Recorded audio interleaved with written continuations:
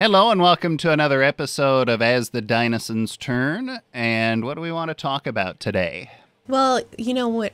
We've just gotten back into a routine. The children have had one full week of school. They're into their second week now. We are 6 months in, and we're kind of at that point now where it's really dawned on us that this is for real.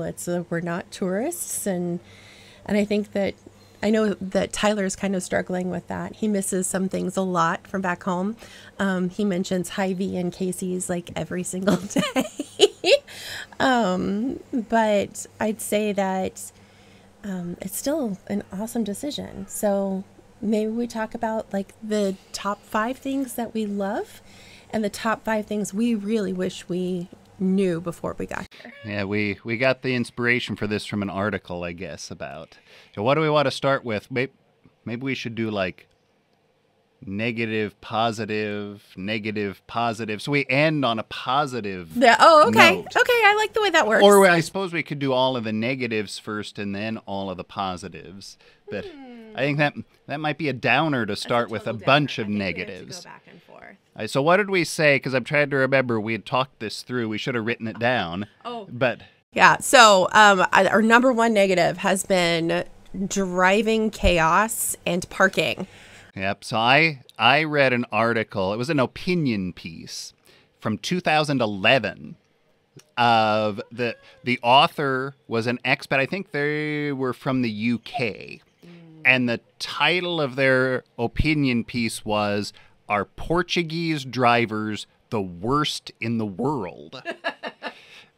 And they analyzed statistics that showed that as far as like deaths on the road, Portugal ranks in the middle, not the worst. But every single comment on that article was that driving is very unsafe in Portugal. Now, the one thing I would say I agree with that, but to be fair, I have not driven in Italy or, some other country in Europe to really make that statement full force, I guess. But compared to driving in the United States, it is wildly different.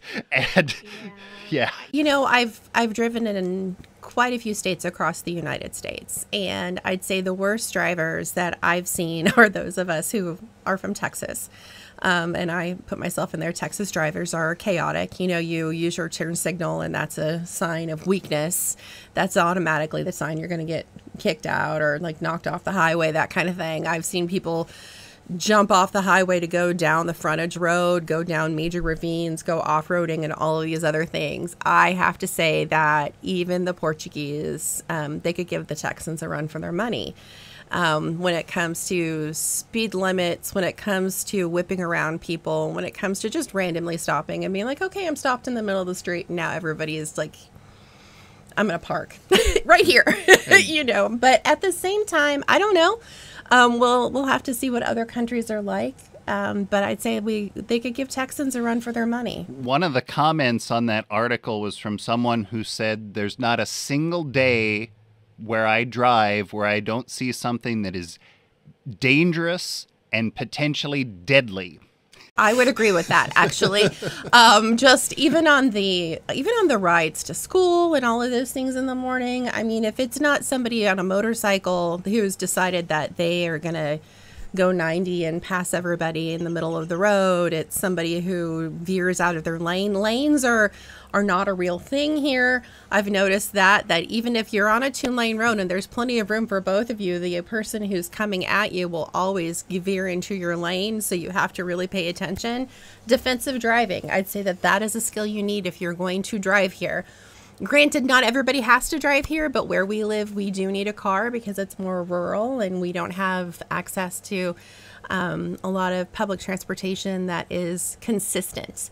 So, all right. But on the positive side, I would say that when the number one thing that I am very excited about in living in Portugal is the work-life balance. I mean, it's stellar. I would say that, even though we take more breaks, we still get more done. It's amazing.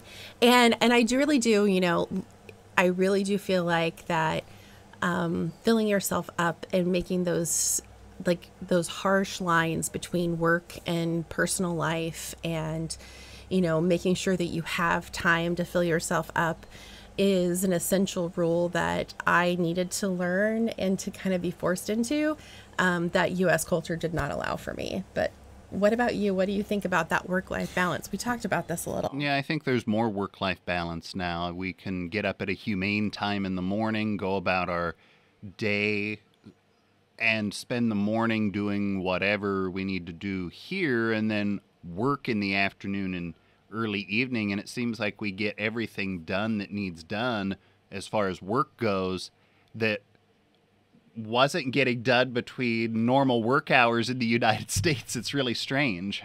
Well, and I try and do a lot of the administrative work in the morning or when the kids are at school. They're at school right now so that we can record this. But and then I like to spend my time with them in the evenings. But then I still do work randomly too. So I think that, but I ensure that I'm not working all of the time, and that's a big step for me. I think it's more what theoretically, at least professionals and people who can work remotely or work from home, it's that idea of the true work-life balance where it's not necessarily I'm only going to work from this hour to this hour. It's more work and life are integrated together so that you could do what needs done now, whether it's 8 in the morning or 10 o'clock at night or whatever. You would think working at 10 o'clock at night would be a bad thing. But when it's integrated with the rest of the things that you're doing and you're able to get everything done that needs to be done, I guess it's different from what a lot of us experienced in the United States. Of you're working all the time and you're working at 10 o'clock at night after you've been working from... there were times I would get up at 3 o'clock in the morning during tax season, right, and start working, and I would work until 10 o'clock at night. So I guess it's a different integration. It's built together more. I would say that the last time I remember having this type of work-life balance was, I'd say pre-2010, 2011 as a professor. Really feeling like I had more control over my schedule, and that, even if I was working at 10 o'clock at night, I would then arrange my day to get other things done, whatever needed to be done. And that was, one of the things that I was able to do then. And then things kind of drastically took a turn for me, part administration and part change of culture. But I would say, I'm starting to feel much more centered than I ever have. And that's been fantastic. So this is, it's really not 5 good things and 5 bad things, I guess, is it? It's 5 things that, it's 5 things we wish we knew. Right. So really when we say the driving is chaos, it's more something we wish that we had known that, I guess, before we moved here. I think that we might have made some different decisions if we had known that, I would say another thing that I really wish that I knew before we got here, I wish I knew the hidden steps and the hidden fee things that come along with things like buying a property that we were not as aware of as we thought we were. I mean, we did a lot of reading and education and all of those things, and we talked to our realtor, we talked to a lot of people. At the same time, there are a lot of hidden things back there, and you're like, wait a minute, what's this for? You mean, wait, what? And things just keep appearing, And I think some of it's also the randomness of the system and who you get. So you could walk into the bank or whatever, and you talk to this person over here, and it might sail through. You talk to this person over here, and there might suddenly be 5 different things that need to be done. You just never know. Right, and so I wish I'd known a little bit more of that, and I don't know, maybe we need to sage smudge a few more things, or, bring a few crystals with us or something. I don't know. Sometimes we are very, very lucky, and sometimes just like anybody else, we're like, okay, well, we'll try again another day. But yeah, I wish I'd known more how to internalize that I mean, I knew of it. I just wish I knew how to internalize And it. here's an example of that. You go to the bank like we did when we first got here. Our account was open and had money in it, but we couldn't access it. Right. And we were trying to get access to it, so we had to fill out some kind of paperwork. It takes 3 days to process. The business office closes at noon on Thursdays and doesn't work on Fridays. So come back next Wednesday. Right. And that's also part of the time of the year that we came. And so Yeah. it was like everything, there were like 5 or 6 steps. And so Well, we could do one a week for 5 or 6 weeks. Right, and then we go back and, the home office says you have a different address. And so you have to you have do to this. fill out this form to change your address. And then you come back a week later, the account got opened up in this city instead of this city, so we have to fill out this other form and send it to this city, and they have to give approval to it. So it took 3 or 4 weeks to get access to our bank account. Yeah. And, I find like those are great stories and all of those pieces, but it is definitely, and it's consistent. Anytime you deal with banking, there's a lot. That being said, once you get your account open, the technology is pretty slick. It's so cool. I payment. love this. Yeah. So I love this. And I know that people say like, oh, well, we have something like this. No, we don't. It's not exactly the same. So yes, you can pay with like Apple Pay or something like that in the US. But here, everything's connected through MBWay. And so you can actually just send people money by using their phone number. But it's all connected to your bank account. So it's just this one thing you pay using that as well. So it's like you scan a QR code and it pays from that app and all of those pieces.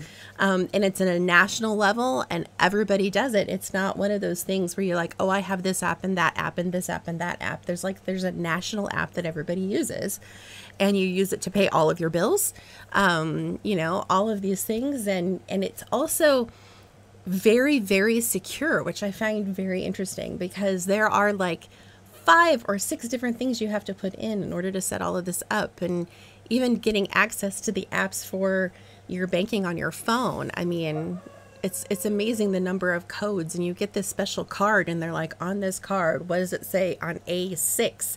And you have to say A6 is this number and C5 is this and G1 is this. And that's how you get access to everything. So I find that's just really slick. I love that.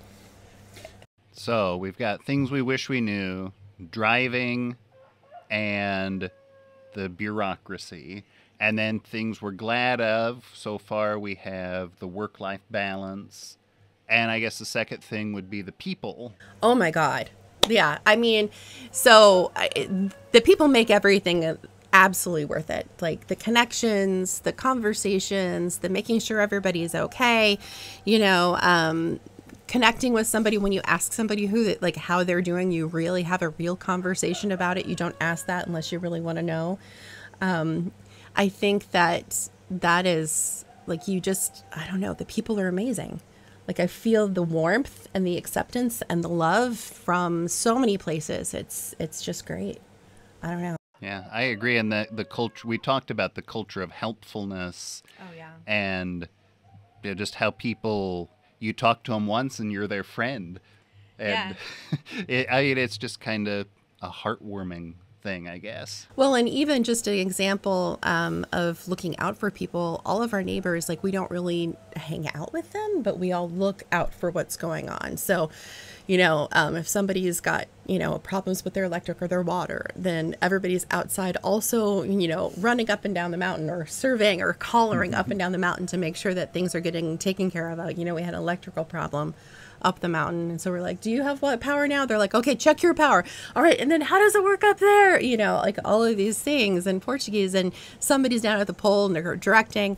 It's just making sure that everybody's getting what they need and that they're taken care of. And, if I, when we had those first problems with an electricity because a tree fell down, they came and knocked on our door and came and got us. Like now it's like, oh, I hear something. I have to go outside and investigate. You're expected to kind of keep track of that and make sure everybody's good. And if we're gone and somebody delivers a package, you have to deliver a package to someone. So our neighbors will come and get it. When they see that we're back, they'll come down and bring it to us. I mean, it's just, I love the people and the conversations. I really do. Yeah. third thing that we wish we had known is, I think that this is not a cost savings bonanza. I think this is true in most places in Europe. Yeah. I think there's an assumption when you talk to people in America about moving abroad, and they think that Portugal is the place to go because it is more financially attainable as far as the amount of money in the bank and the amount of money that you have to bring in each month to be here. That is very attainable to the average middle class person. Right. By just selling your house, basically, you could meet that. But once you're here, it is cheaper, but it's not the kind of savings. I mean, housing is basically exactly the same as in the United States. In the Midwest of the United States. In the Midwest of the United States. Let's clarify that. Yes, it's very much the same. Food is very similar. Yep. Restaurants are very similar. So grocery store food is very similar. Restaurants are very similar. Electricity and such is probably a little cheaper, but I don't know if that's because it's really cheaper or because the climate maybe is different from where we were from. And so you're not using, we don't even have a gas line here. Well, we don't at this address. When we, if we are able to actually close on an apartment that we're trying to buy, then we will have gas there. And so we'll see how that goes. But I can tell you there are some things that are infinitely more expensive, like gasoline for a car. I mean, when you figure like we have the equivalent of a 10-gallon tank, and 10 gallons, even when it was like $4 or $5 a gallon, it's like $50. No. The equivalent of a 10-gallon tank here, remember that's about 40 liters. Let's keep things round. The last time I did that, it was 88 euros to fill up that tank, which is about $95. And yes, the cars are more fuel efficient, but they're not so much so that it's like, whoo-hoo, I'm only filling up once a month if I'm going between Braga or the kids are back in school or all of those things. It's more like I still have to fill up twice a month. I'm not filling up every few days, but oh my goodness. Yeah, I think that if you're looking to do what we're doing, be realistic. Portugal is very attainable and it's wonderful pace of life and wonderful people, but it's not the big cost savings thing that you might think it is. I have a friend who's looking at Paraguay and Ecuador, and those are legitimately much lower cost of living places, but then you have to look at, well, what are you going to be doing there? And do you have reliable electricity and internet access and such? I would say that and now I'm going to switch to a good. So while there's not a whole lot of cost savings in the same sense that people say it's not this big windfall, however, I love the mentality of making sure that you're purchasing quality because things are not disposable. So it's not this consumer lifestyle that that you don't buy, I don't know. I spent 300 euros on a vacuum cleaner, but it's a vacuum cleaner that comes with automatically a 3-year warranty. That is the best rankings, that's got, this amount of energy consumption and all of these other pieces. And I would say that, even clothing, you spend more, but it's higher quality and it's not disposable things that you just kind of let go. So you had bought back to school clothes for Jack, and what was it about the jeans? If they get a hole or anything, you just take them there and they like special tailor them or something? Yeah, they actually will fix them automatically. They've come, like the jeans come with a 2-year warranty. And for those of you who buy certain brands of jeans for work and all those things in the US, I'm sure that this is a thing, but this is a standard here that if you get a hole in your clothing within the first 2 years, they will either replace it or repair it. And then after that, that's for free. You don't have to do anything. But then after that, you can bring it in for repairs and maintenance and pay a fee for it to be taken care of. So it literally is, yes, I'm buying this thing and I'm going to have it for a long time. So I love that focus, but also it's not just on consumer goods, it's also on food. There are so many fewer ingredients in everything that we actually eat and consume. It doesn't have all the preservatives. And if you look at ingredient labels, you're like, chips have 2 things in them. And you're like, potatoes and oil. It's fantastic. Right. And so I think that those things, just by in and of by itself, if you didn't even change the way that you were eating, the kinds of food you were eating, it's still healthier food and less preserved than it was in the United States. I'm in awe of the focus on quality and the common good for everyone when it comes to products and also for food. And join us again next time for another episode of As the Dinosaurs Turn, where we talk more about things that we wish we knew before we moved and the things that we have discovered we love about Portugal.